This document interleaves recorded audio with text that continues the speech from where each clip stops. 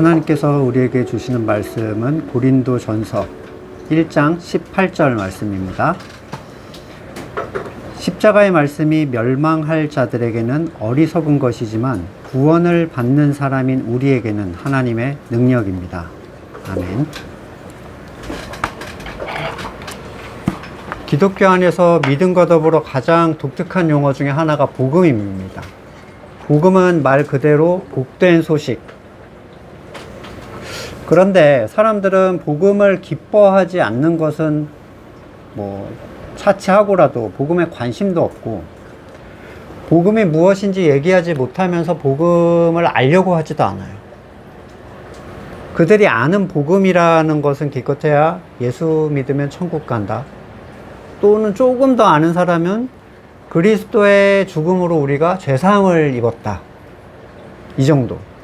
말씀을 전하는 목사들조차도 설교에 복음이 주제인 경우는 굉장히 흔치가 않습니다. 그런데 그도 그럴 것이 정작 성경 안에서 굉장히 놀라워요. 복음은 어떤 것이다 라고 얘기를 해주지 않아요.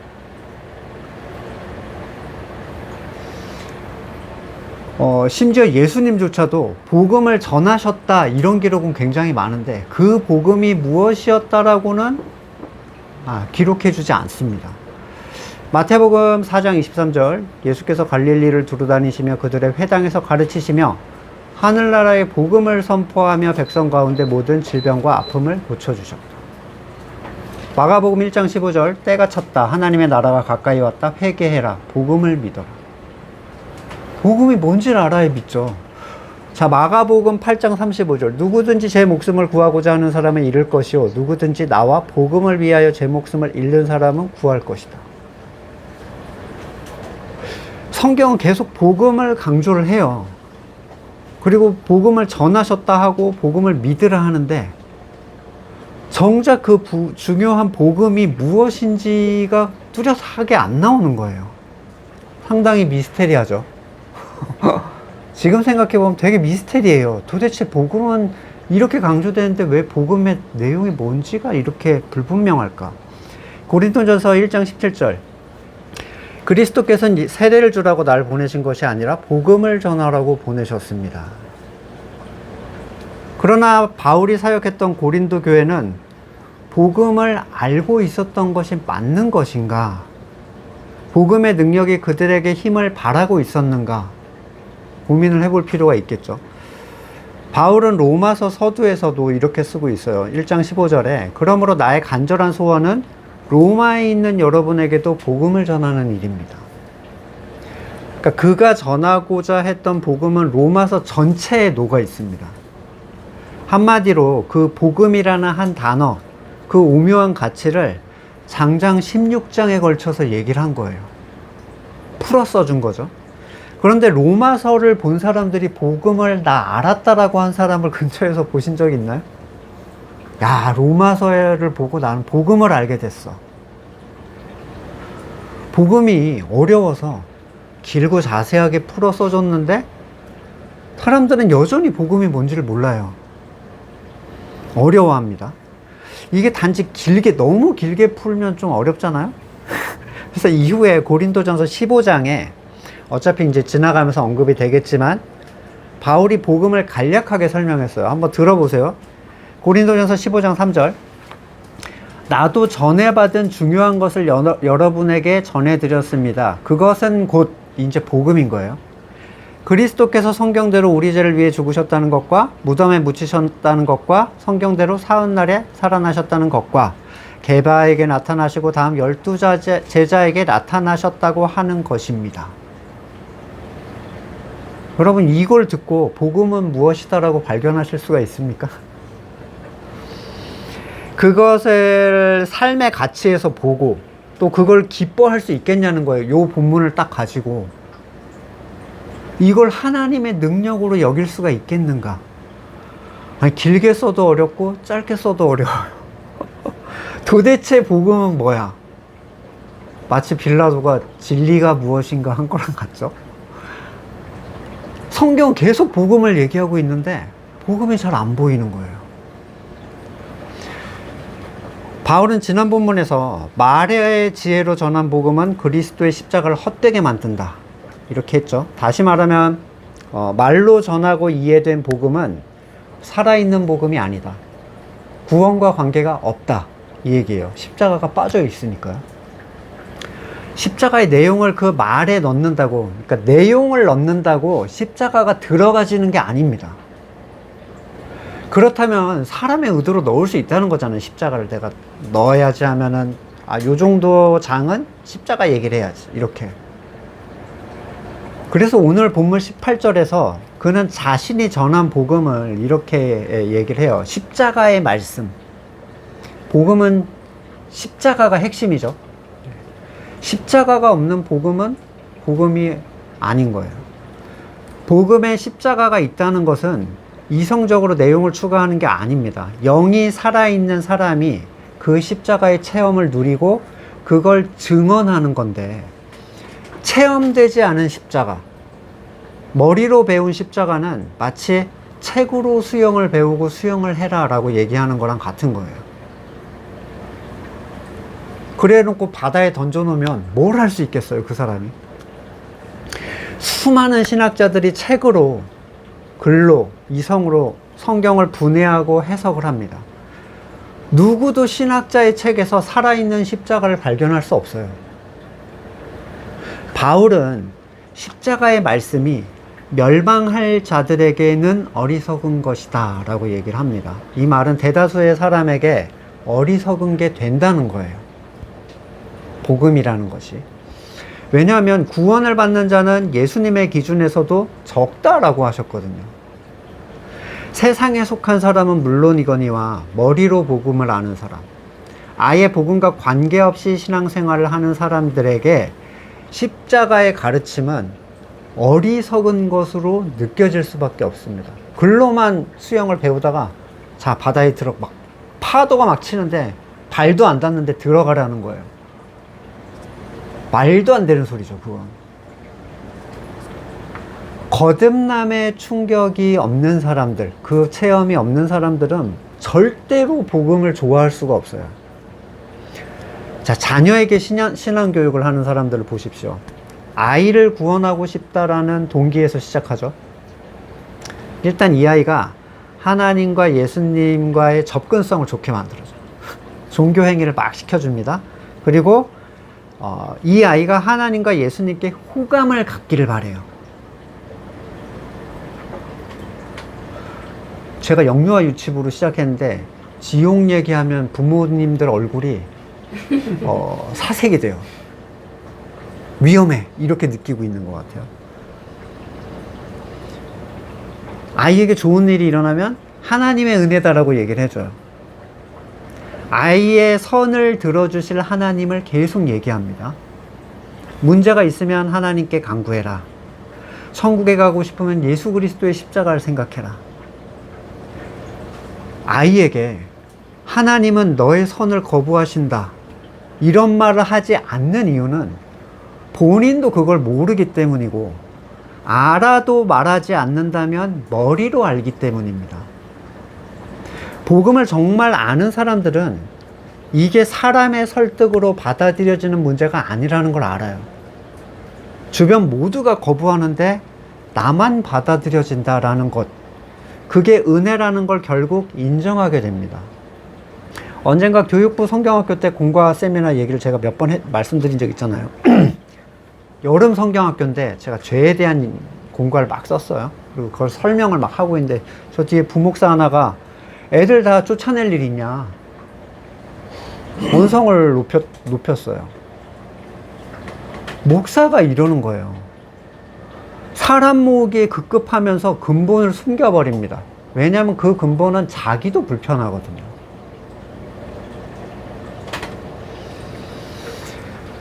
복음의 능력을 모르는 거죠. 능력으로 생각하지 않는 거예요. 왜 십자가의 말씀은 멸망하는 자들에게 어리석은 게 되는가?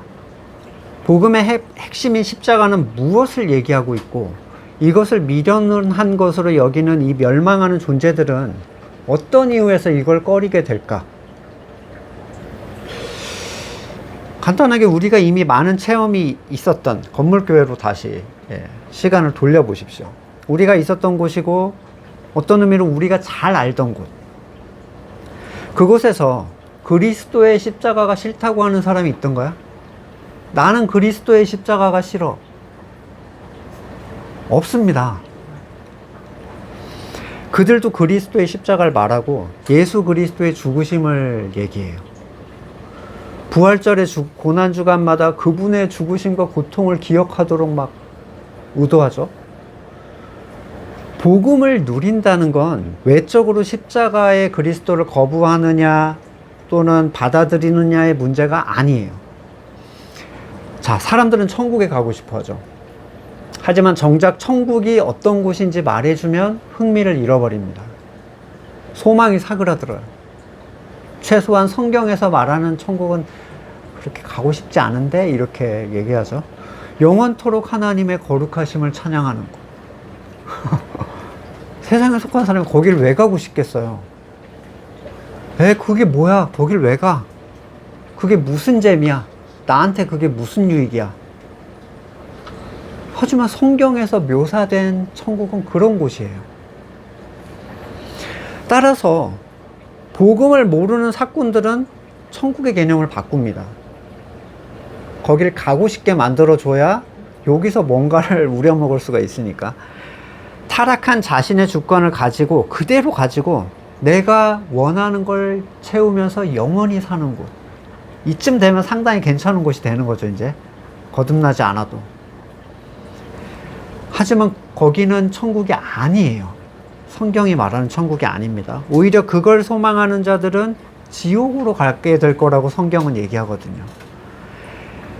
이건 타락한 사람들도 복음을 싫어하지 않는 이유랑 거의 비슷합니다.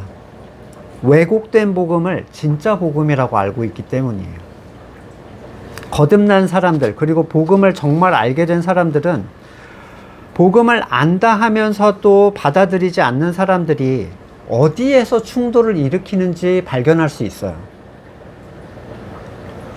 여러분, 사람들한테 복음을 얘기하셨을 때, 뭘 얘기할 때 건물교회 사람들이 싫어하던가, 참으로 거듭난 사람들만이 공유할 수 있던 가치가 무엇이었는가, 이게 복음의 핵심이에요.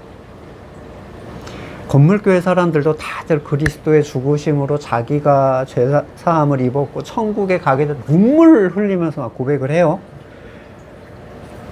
그 어느 성경에서도 분명하게 드러나지 않은 이 감추인 비밀 같은 이 보석, 복음의 얘기는 밭에 감추인 보화죠, 진짜. 드러나지가 않은 거예요. 그걸 대하는 사람들의 태도로부터 알 수가 있어요. 그들은 자기도 동의한다 말은 할지라도 행동의 영역으로 넘어가려 하지 않습니다. 희한하게. 거듭나지 않은 사람들은 결코 복음을 좋아할 수 없고 그게 적용되는 삶을 견딜 수가 없어요. 복음은 십자가가 중심이고 십자가가 표지이기 때문에 사람들은 이 겉에서 볼 때 십자가잖아요. 십자가는 뭐예요? 저주잖아요. 겉에서 볼 때 복음으로 다가오려 하지 않습니다. 그러나 복음 안으로 들어간 사람, 그 사람들은 십자가의 가치를 누릴 수가 있어요. 그러니까 밖에서 볼 때는 굉장히 흉하고 무서운데 그 안으로 들어간 사람들은 전혀 그렇지 않은 거예요. 세상에 속한 존재들은 절대로 십자가를 뚫고 들어올 수가 없습니다. 마치 철조망 같이 쳐져 있어요. 두루 도는 화염검 같아. 그건 그 안으로 들어가는 것, 복음 안으로 들어가는 건 하나님이 넣어주실 때만 가능한 일이에요. 거듭나지 않은 사람들이 좋아하는 설교들이 있죠. 물론 그들도 십자가 달린 그리스도, 하나님의 지혜를 말하지만 거듭나지 않았을 뿐만 아니라 심지어 그 설교는 세상에 타락한 사람들도 좋아해요. 오히려 그들은 십자가에 달린 그리스도에서 이어지는 항구영구 교리를 굉장히 좋아합니다. 나는 안전해야만 돼. 자기 구원의 안전장치로 교리를 써버려요. 성경과 충돌이 되는 그 교리를.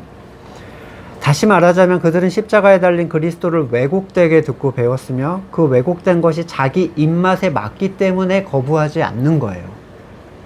속아 산 게 아니라 자기가 그게 좋아서 거기 있는 거라고요. 우리가 그들에게 복음을 얘기할 때 이런 반응이 굉장히 흔하죠. 우리도 그거 알아. 우리도 그거 믿어. 무슨 말 하는지 알아. 근데 우리는 그 사람이 알아듣지 못한다는 걸 알아요. 왜냐하면 정말 알아듣는 사람은 그 죽은 자리에 누워 있을 수가 없습니다.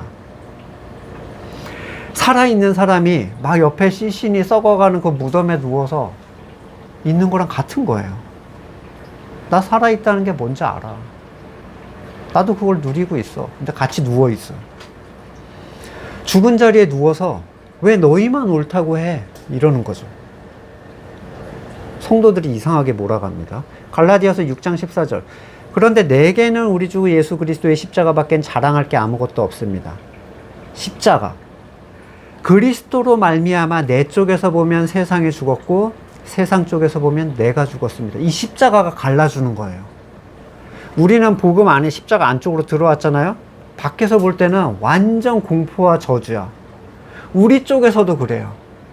이 경계를 넘어가는 것 자체가 우리한테는 죽음이 되는 거예요. 서로가 서로에게 죽은 자의 자리로 보이는 겁니다. 아마도 기존에 알던 교회분들에게 복음을 전하려고 시도해 보신 분들 아시겠지만 지식 전달의 문제가 아니라 생명의 문제라는 걸 인정하게 돼요.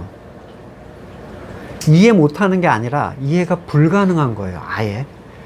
왜 그리스도의 십자가를 믿는다고 하면서 그 자리에 있는 게 불가능한가? 얘기를 해보겠습니다. 먼저 그리스도의 십자가는 그분 혼자만의 사건이 아니에요.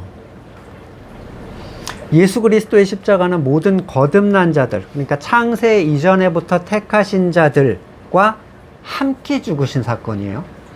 근데 그 사건의 적용은 택하신 그가 거듭나게 됐을 때 그에게 비로소 힘을 발합니다. 그러니까 택하신 자들도 거듭나기 전에는 자기가 이미 그리스도와 함께 죽었어도 가치가 힘을 못 발하는 거죠. 그리스도와 함께 십자가에 죽게 되면 타락한 옛 생명이 힘을 잃게 돼요. 갈라디아서 2장 20절의 설교 내용처럼 이런 사람은 더 이상 자기 주권을 주장할 힘을 갖지를 못합니다. 십자가의 죽음을 통해서 머리와 같은 생명을 가진 존재가 되는 거예요. 그러니까 접붙임을 받은 거죠. 이제는 모든 공급을 이쪽으로부터 받는 거예요. 오직 하나님의 주권을 인정하고 그분의 뜻이 이루어지는 것에 기쁨을 누리는 존재가 되어 가고 있어요. 서서히. 아직 옛사람의 습성이 남아 있어서 끊임없이 자기를 부인해야 하는 상황이지만 어느 상황 속에서도 괴로울지언정 하나님의 오르심에 대해서 인정합니다. 전적으로. 자기 선을 주장하려고 하지 않아요. 그걸 떠올렸을 때 더 이상 힘을 쓸 수가 없어요. 영이 살아난 사람들에게 이 소식은 피조물로서의 굉장한 평안함과 안정감을 줘요. 하나님만이 옳다는 것. 그분이 우리를 사랑하셔서 이걸 알게 해주셨다는 것. 근데 영이 죽어있는 사람들에게는 자신의 옛 생명이 쌩쌩한데 복음의 소식이 들어오면 넌 죽어야 한다라는 얘기로 들리기 시작해요. 나 널 죽일 거야. 너무 무서운 얘기인 거예요. 위협과 두려움으로 다가옵니다. 왕인데, 내가 왕인데 쫓겨나서 내 주권을 잃어야 돼. 얼마나 비참하겠어요. 복음의 가치는 또 한 부분에서 그들에게 문제를 발생시키는데 거듭나서 그리스도의 십자가가 적용된 사람들은 자기 선이 무가치하기 때문에 자기의 의지로 인해 쌓는 행위가 하나님께 인정받을 수 없다라는 걸 알게 됩니다. 지금 하고 있는 이런 게 도대체 무슨 의미가 있는가? 정말 성경에서 말하는 신앙생활이라는 건 이런 건가? 이런 답답함이 단지 잠깐의 고민에서 멈추게 하는 게 아니라 실제적 행동에 자꾸 힘을 가해요. 힘을 잃게 만들어요, 점점. 이전에 사역했던 교회 한 권사님은 맨날 교회 쓰잘데기 없는 거 엄청 많이 하잖아요. 일반 교회. 자기들도 쓰잘데기 없다고 얘기해요. 근데 이렇게 신앙생활이 하는 게 맞는가라고 저한테 물어오셨어요. 근데 그분은 복음을 듣고 인정하면서도 삶의 행동으로 나타나질 않습니다. 희한하게. 그리고 언제 그랬냐는데 그 자리에서 그 일을 변호하면서 그 일을 계속하고 있더라고요. 그러면 본인은 이렇게 생각하겠죠. 나는 이런 무가치한 신앙 행위를 고민하는 참된 신앙인. 슬픈 일이죠, 이런 건. 마가복음 6장 20절. 그것은 헤롯이 요한을 의롭고 성스러운 사람으로 알고 그를 두려워하며 보호해 주었고 또 그의 말을 들으면서 몹시 괴로워하고 오히려 달게 들었기 때문이다. 복음을 듣고 괴로워하고 고통스러워한다고 복음에 속한 사람은 아닙니다. 그는 자신의 마음을 찔렀던 세례 요한의 목을 벤 사람이에요. 자기의 소위 가호를 위해서. 이 헤롯은 칼리귤라에게 유배가 돼서 비참한 죽음을 죽었다고 전해져요. 또 요한복음 18장 38절. 빌라도가 예수께 진리가 무엇이오 하고 물었다. 빌라도는 이 말하고 다시 유대 사람에게 나가서 말했다. 그에게서 아무 죄도 발견하지 못했소. 빌라도는 두려움에 예수님에게 진리를 물어왔지만 결국 예수님을 죽음에 내어준 사람이에요.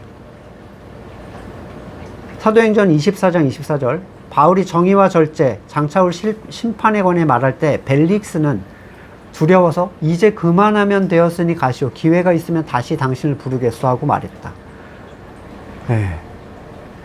동시에 그는 바울에게서 돈을 받을까 은근히 바랬다. 그래서 자주 불러내서 얘기를 들었어요. 그도 복음을 듣고 두려워했는데 그의 부패가 로마 정부에 드러나서 나중에 몰락한 인생으로 삶을 마무리하게 되죠. 거듭나지 않고서도 그리스도의 의를 받아들인다라는 사람들은 의를 만드는 자기 일을 쉬지를 못합니다. 그리스도의 의가 그에게 힘이 돼주지 못하는 거예요. 쉬라고 하면 압박을 느껴요. 애써서 자기 의를 멈춰보지만 의를 멈춘 그에게 아무 일도 안 일어나요. 그러니까 여러분, 그런 거 하지 마라고 하는 건 의미가 없어요. 자기가 필요가 없어야 멈추게 되는 거죠. 죽은 자가 멈춘다고 생명을 발할 수 없잖아요. 결국 아무 결실도 안 나타나면 어떻게 되죠? 불안해집니다. 두려워지고. 그 두려움에 의해서 다시 나뭇잎 치마를 꿰기 시작하는 거예요. 부끄러움을 감추기 위해서는 뭐라도 해야 되거든요. 죽어있는 사람들은. 도대체 믿음이 없던 벨릭스가 복음을 두려워한다는 게 무슨 말이었을까? 그가 두려워했던 것은 회개하지 않는 자신의 결말에 대한 두려움이었을 거예요. 이게 너무 좋은데 자꾸 여기에는 절망이 있대. 그걸 듣는다고 회개가 되는 게 아니에요. 위협한다고, 너 그러다 지옥 가, 이런다고 절대로 들어오지 않습니다. 자기 딸을 신앙 갖게 하겠다고 맨날 불지옥 얘기를 한 권사님 얘기가 있어요. 그 딸이 교회를 다니긴 다니는데 완전 공포의 하나님이에요. 치신다, 이거밖에 없어요. 생각이. 결코 정죄치 않는다. 이 품어주시는 사랑, 영원한 유업의 약속, 이런 게 없어. 조금만 삐딱하면 칠 거야. 이 하나님. 신앙생활뿐만 아니라 일상의 삶, 모든 게 불안함, 우울함, 두려움, 이런 거에 갇혀 있어요. 지옥을 무서워한다고 복음을 두려워하는 게 아닙니다. 지옥은 세상에 있는 사람들도 무서워하죠. 복음이 무엇인지 알 수 없는데 어떻게 복음을 두려워하겠어요? 만약 복음이 누군가에게 참으로 인정이 되면 복음은 반드시 그가 생활에서 뭔가를 실행하게 만듭니다. 먼저 서서히 자신의 선이 가득 담긴 그 번영주의적 능력이 힘을 잃게 돼요. 나 이렇게 돼야지, 막 이렇게 됐으면 좋겠다, 이런 것들이 점점 힘을 잃어요. 내가 옳다는 게 없는 존재잖아요. 거듭난 사람은. 어떻게 주권자에게 이렇게 해달라고 할 수가 있겠어요? 그래서 자기 선을 구하던 기도가 힘을 잃어가게 되고, 오름의 가치를 잃은 그는 성경이 말하는 것이 무엇인지를 찾아서 헤매기 시작합니다. 그래서 성도의 기도 제목을 들어보면 절대로 숨길 수 없이 그가 어떤 사람인지를 알 수 있어요. 구차하게 막 교리적인 거 물어보고 너 항구연구냐 아니냐 이런 거 물어보실 필요 없어요. 그래서 뭘 기도하고 계신가요? 물어보면 아주 숨김없이 자기가 어떤 존재인지를 얘기를 해줍니다. 두 번째로 그는 스스로 행하던 의에서 힘을 잃어요.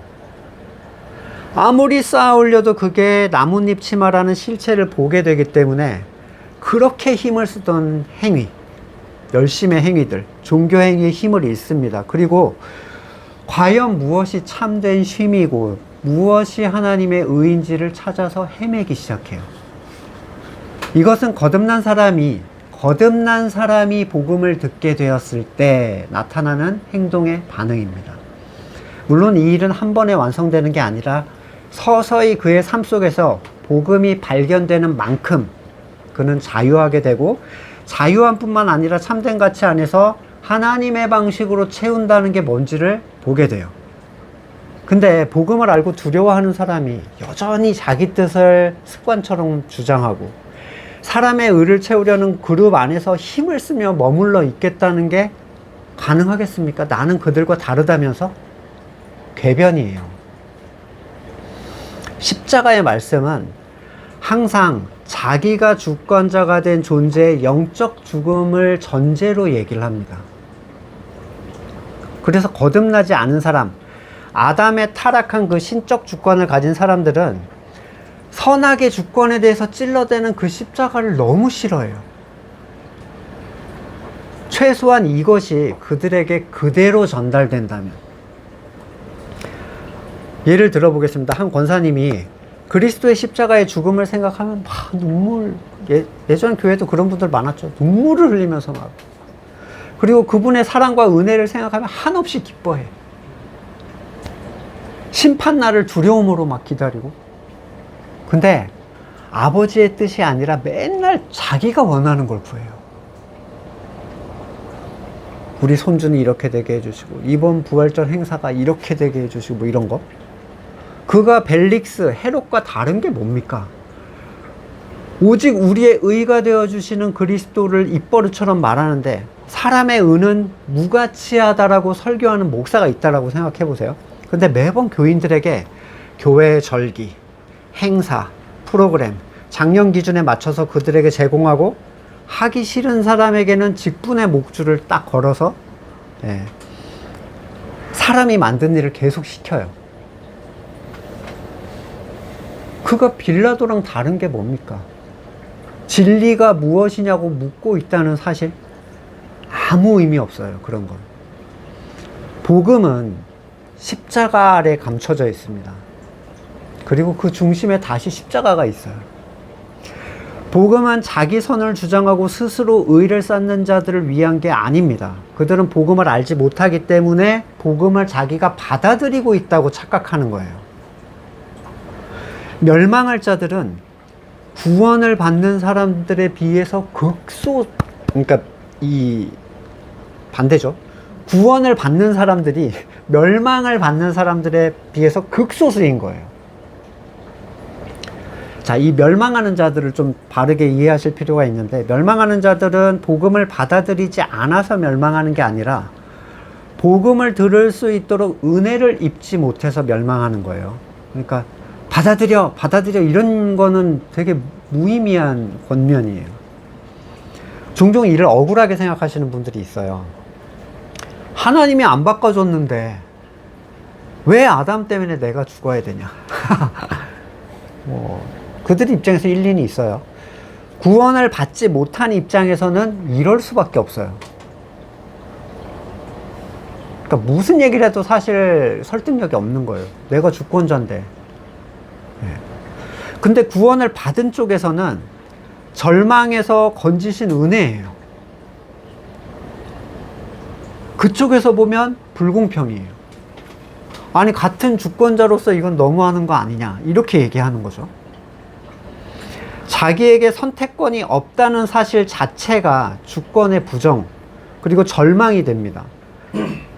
근데 구원에 대한 선택권을 자기가 있다고 주장하잖아요.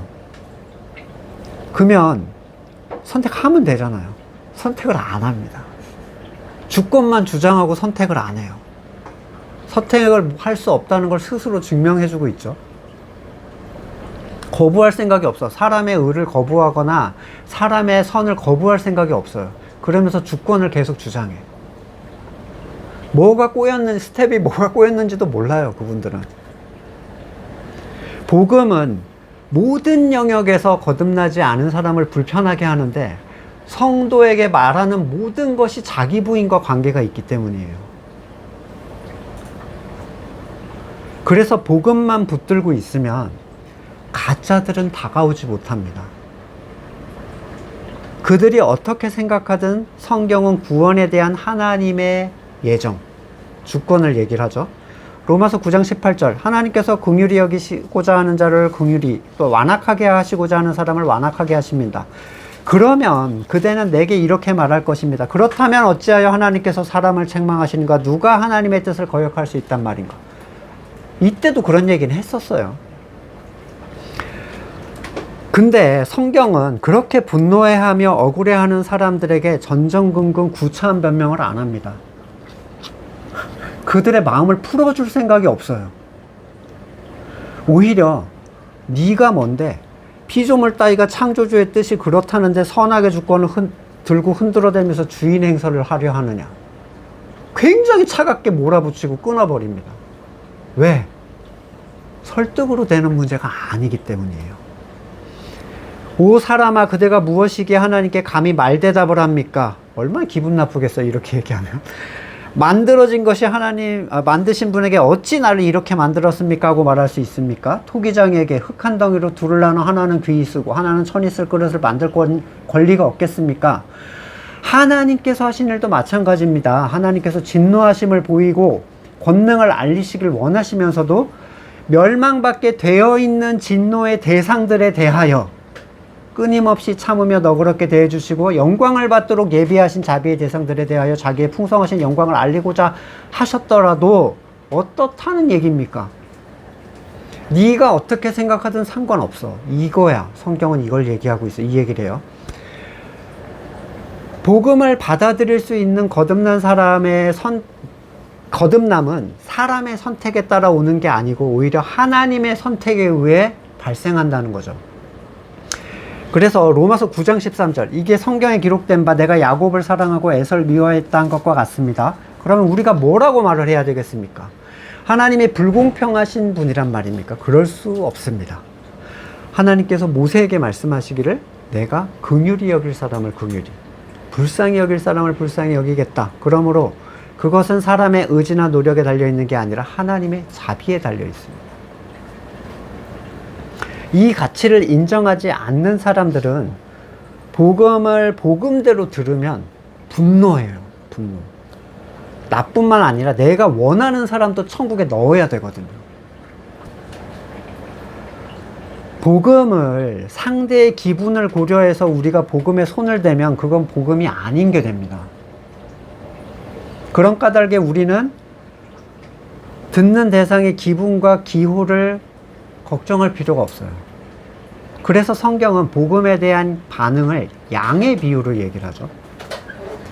요한복음 10장 26절, 너희가 믿지 않는 건 내 양이 아니기 때문이다. 자, 내 양이 되기 위해서 믿어라가 아니에요. 그냥 믿은 존재가 내 양인 거야. 내 양들은 내 목소리를 알아듣고 나는 내 양들을 알고 내 양들은 나를 따른다. 너무 심플하죠? 근데 양들이 아닌 존재를 따르게 하려면 복음을 바꿔야 돼요. 왜 이렇게 세상교회에서 복음을 싫어하는데도 그렇게 복음을 믿는다고 좋아하느냐? 뭔가 바뀐 게 있다는 거예요. 십자가의 말씀이 어리석게 들리는 사람은 하나님의 주권을 인정하지 않는 사람입니다. 자기가 하나님보다 더 선하고 더 지혜로워요. 그래서 구원에 대한 하나님의 주권은 가볍게 무시를 해주는 거죠. 그러나 구원을 받는 우리, 교회된 사람들에게는 하나님의 능력이 된다 이렇게 얘기하는데, 이게 어떤 의미인가요? 하나님의 능력이 된다. 때로 사람들은 이걸 하나님의 능력을 사용하는 것 정도로 이해를 하는 경우가 있어요. 그게 나에게 나타나서 내가 그걸 사용한다. 그 얘기가 아니라 하나님의 능력이 그에게 구원의 일을 하시는 걸 얘기를 합니다. 그 존재를 바꾸시는 거예요. 하나님이. 내 고쳐야지, 바꿔야지 이게 아니라 바뀌어가는 나를 보는 거야, 그냥. 왜냐하면 선악의 주권이 깨져서 이게 사그라지면 무조건 원래 피조물 자리로 돌아가게 돼 있어요. 바꿔야지, 고쳐야지, 안 해야지 이런 거 할 필요 없어요. 그냥 자기 부인하면서 그리스도의 교회 안에 머물러 있으면 알아서 사그라들게 돼 있어요. 사람의 일, 하나님의 일이 아니라, 하나님의 능력의 일이 아니라 사람의 일은 사탄적이죠. 마태복음 16장 23절, 베드로에게 내 뒤로 물러가라 사탄아, 너는 나에게 걸림돌이다. 하나님의 일을 생각하지 않고 사람의 일만 생각하는구나. 스스로 만들어낸 일로 온갖 종교의 행위를 채우는 것이 흔해진 이 시대지만, 십자가의 그리스도를 믿는 거듭난 사람들은 전혀 다른 종류의 걸 경험을 합니다. 요한복음 6장 28절에 예수께 물었다. 그들이 예수께 물었다. 우리가 무엇을 하여야 하나님의 일을 하는 것이 됩니까? 오늘 6.29잖아요. 오늘. 네, 요한복음 6장 29절. 예수께서 그들에게 대답했다. 선언이에요. 하나님께서 보내신 일을 믿는 것이 하나님의 일이다. 우리가 건물교회에 있을 때 하나님의 능력을 어떻게 이해를 했습니까? 초자연적인 현상, 병고침, 기적 환상 예언, 또 온갖 불가능한 상황의 극복, 내가 가진 문제 해소, 교회 사람이 많아지거나 세상적으로 엄청 유익을 얻게 되는 다양한 사건들, 하나님의 능력을 보라 이러고 있잖아요. 선악의 주권과 사람의 의를 추구하는 사람들에게 이런 일들은 하나님의 능력이라고 착각하기 딱 좋은 일들이에요.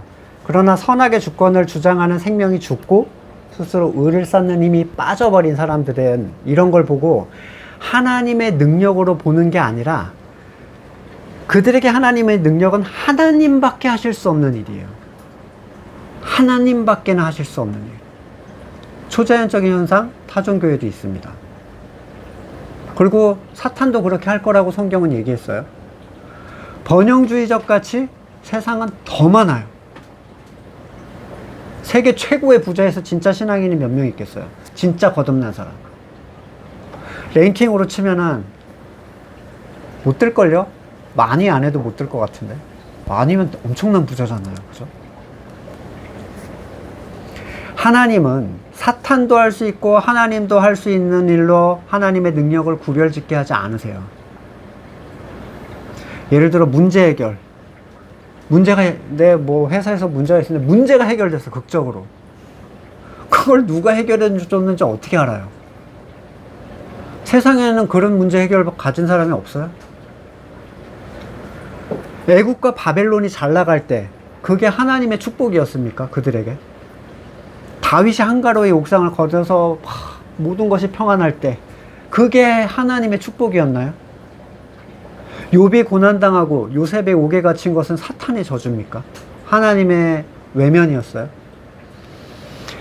왜 거듭난 사람은 거듭나지 않은 사람 틈에서 견딜 수가 없는가? 거듭나지 않은 사람, 선악의 주권을 가지고 스스로 힘으로 의를 쌓는 사람들에게 있어서 거듭난 사람들은 건축에 써먹을 수가 없어요. 우리 돌을 막 쌓아 올려야 되는데 끼울 수가 없어. 얘가 들어가면 다 자꾸 무너져 내리는 거예요. 그러니까 너 나가. 이렇게 돼요. 싫어해요. 버린 돌이 됩니다. 쓸 수 없는 버린 돌. 세상에 속한 사람들은 건축자예요. 지네가 쌓으려고 합니다. 그래서 지네가 돌을 고르고 바벨탑 같죠. 둘은 함께 멍에를 맬 수 없어요. 거듭난 사람이 섞여 있으면 자꾸 힘 빼는 소리만 하고 정죄감만 줘. 고린도후서 6장 14절 믿지 않는 사람들과 함께 멍에를 맺지 마십시오. 정의와 불의가 어떻게 짝하며 빛과 어둠이 어떻게 사귈 수 있겠습니까? 예전에는 기독교인이 아닌 사람과 사업하지 마라 뭐 이런 얘기 걸로 이해하는 분들도 굉장히 설교하는 분도 많았는데, 멍에라는 건 뭐예요? 예수님이 내 멍에라는 얘기잖아요. 짐이 다른 거예요. 그리스도와 베리알이 어떻게 화합하며, 그러니까 믿지 않는 그러니까 신앙이 종교가 다른 존재가 아니라 거듭나지 않은 존재를 얘기하는 거죠. 믿지 않는 자가 믿는 자와 어떻게 더불어 차지할 몫이 무엇이며 하나님의 성전과 우상이 어떻게 일치하겠습니까? 우리는 살아계신 하나님의 성전입니다. 그것은 하나님께서 말씀하신 바와 같습니다. 내가 그들 가운데 살며 그들 가운데로 다닐 것이다. 교회죠. 나는 그들 하나님이 되고 그들은 내 백성이 될 것이다. 그러므로 너희는 그들 가운데서 나와라. 이거는 명령의 수행 개념이 아니라 신령에 때려주는 직관의 내용이에요. 더 이상 있을 수가 없어요. 여기는 못 견디겠는 거예요. 그들과 떨어져라. 하나님의 새 언약은 어떤 거예요? 마음판에 새겨주시는 거잖아요. 부정한 것을 만지지 마라. 나 주가 말한다. 그리하면 내가 너희를 영접할 것이다. 그리하여 나는 너희 아버지가 되고 너희는 내 자녀가 될 것이다. 구원을 받는 우리 교회가 된 사람들은 자기 주권과 의를 부정하는 일, 또 즉 자기 부인을 통해서 머리 대신 그리스도께서 하시는 일이라는 걸 보게 됩니다. 이전에는 상상도 못했던 종류의 일인 거죠. 놀랍게도 이 주님께서 하신 일은 세상에 속한 사람한테 말하면 아무도 놀라지 않습니다.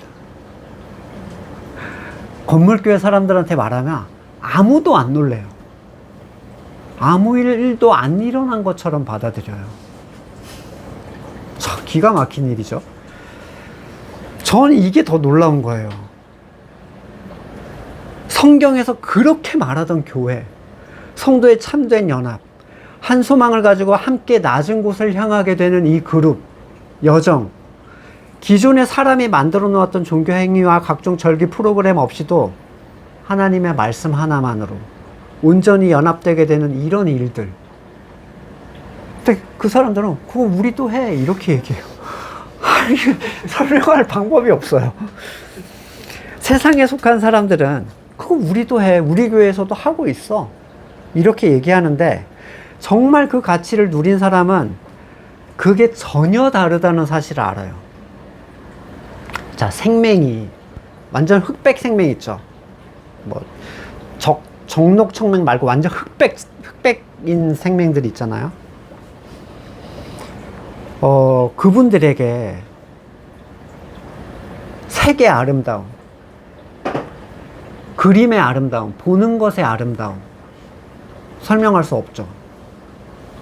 근데 그분이 나도 알아. 나 그거 그려봤어. 나도 그 빛을 알아. 아름다움 알아.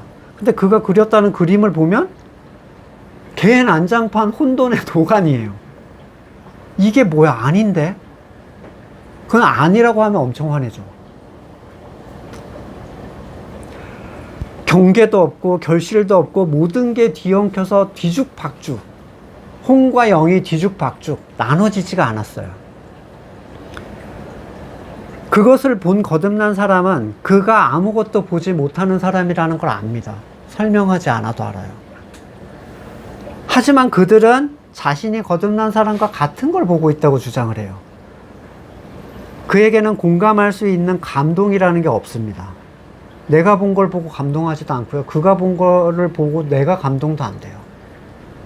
왜냐하면 같은 걸 본 게 아니라는 걸 서로 아는 거죠.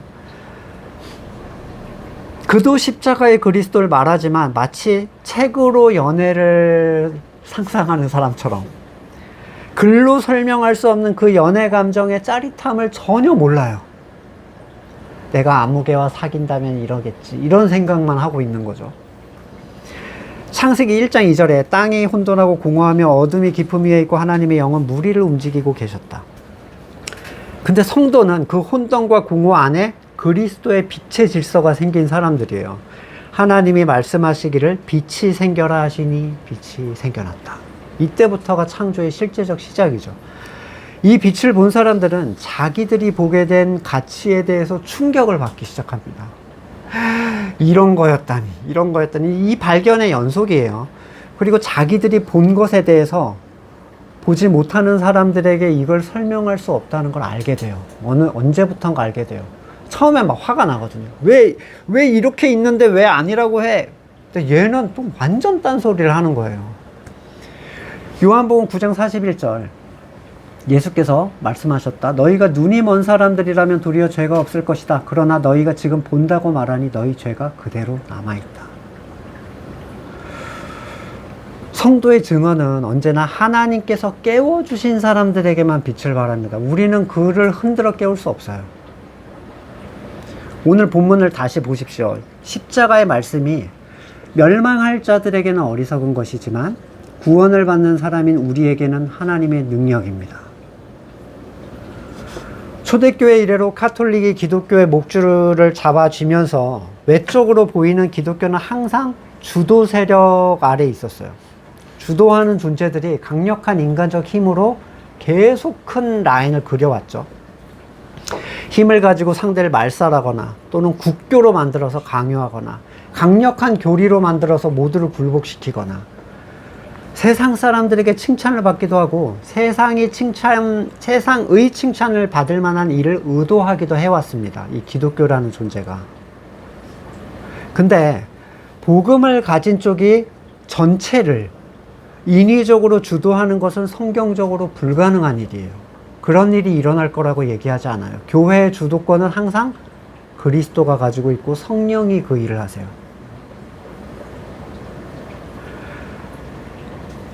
사람이 하면 그건 말 그대로 사람의 일이 돼버립니다.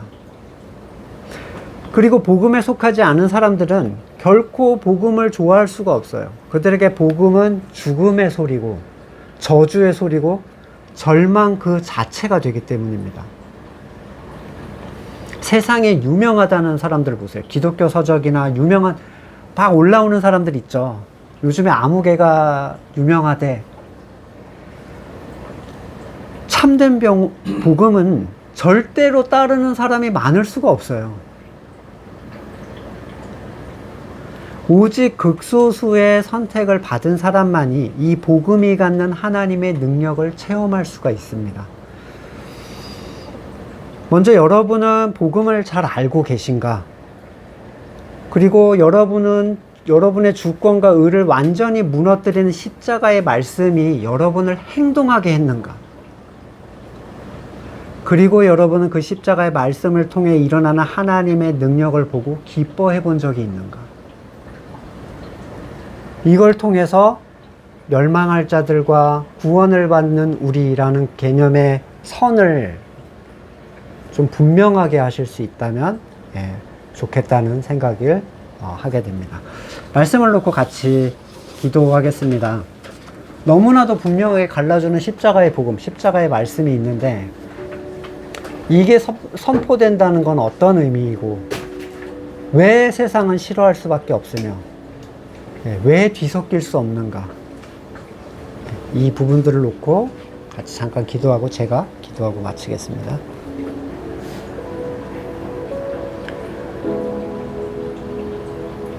그렇게 두렵고 고통스럽게 보이던 그리스도의 십자가, 이제는 우리에게 하나님의 능력과 기쁨이 됩니다.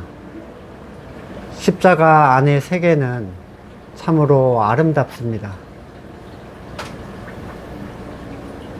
그 안에서 영원토록 하나님을 찬양하는 사람들이 되기를 간절히 소망합니다. 이제는 우리 구주 예수 그리스도의 은혜와 하나님 아버지의 사랑과 성령의 교제케 하심이 예수 그리스도의 십자가를 가장 귀한 가치로 여기며 또 하나님의 능력으로 체험하는 성도들에게 이제로부터 영원까지 함께 하시기를 간절히 축원드립니다. 아멘.